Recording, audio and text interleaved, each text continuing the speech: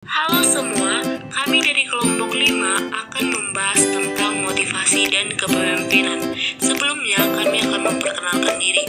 Yang pertama ada Fauzan Zuri Siahaan, yang kedua Desi Syarani, ketiga Selvin Riani, keempat Meisara Andriani Tobing, kelima Ira Melani Sipahutar, dan keenam saya sendiri Devi Margareta Sitanggang. Pertama, membahas tentang motivasi.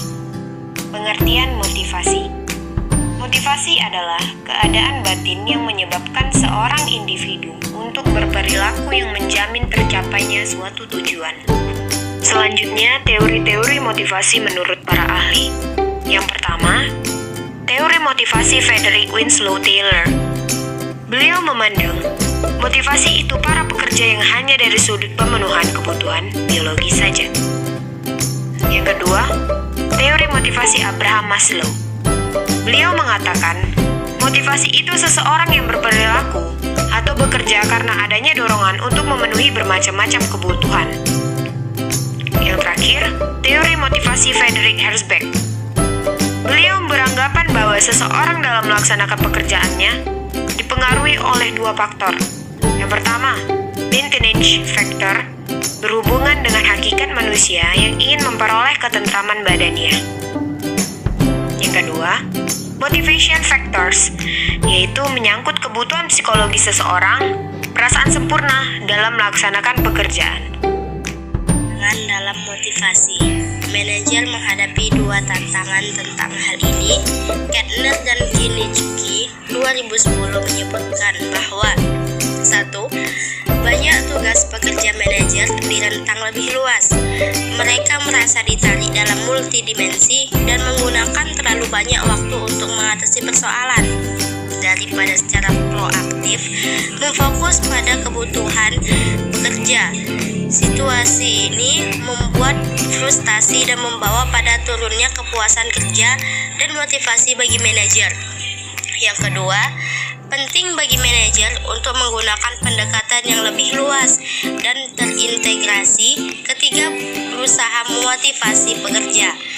Organisasi dapat membantu manajer dengan memberikan mereka pelatihan dan coaching yang memfokus bagaimana memperbaiki kemampuan mereka memotivasi orang lain. Kepemimpinan. Pengertian kepemimpinan. Kepemimpinan adalah upaya mempengaruhi dan menggerakkan orang lain untuk bekerja sama dalam rangka mencapai tujuan bersama yang telah ditentukan sebelumnya.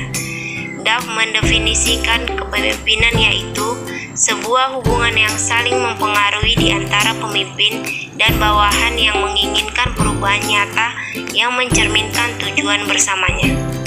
Stoner mengemukakan yaitu proses mengarahkan dan mempengaruhi aktivitas yang berkaitan dengan tugas kelompok.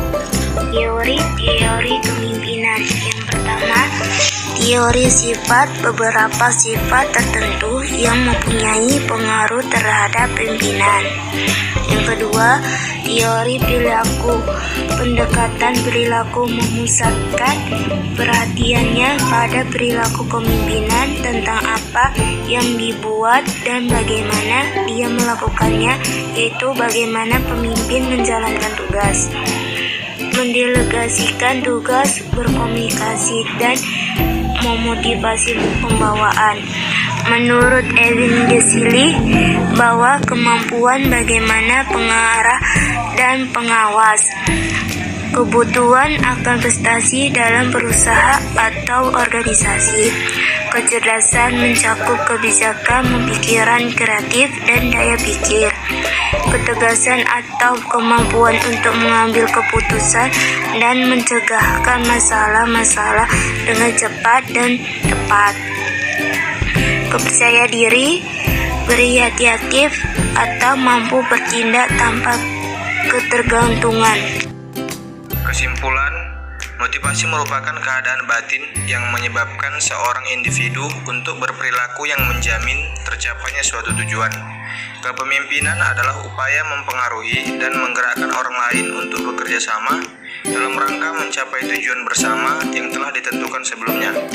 Motivasi dan kepemimpinan sangat bergantung. Seorang pemimpin harus selalu memberikan motivasi untuk bawahannya atau sekitarnya agar seorang pemimpin tersebut layak dikatakan seorang pemimpin yang baik.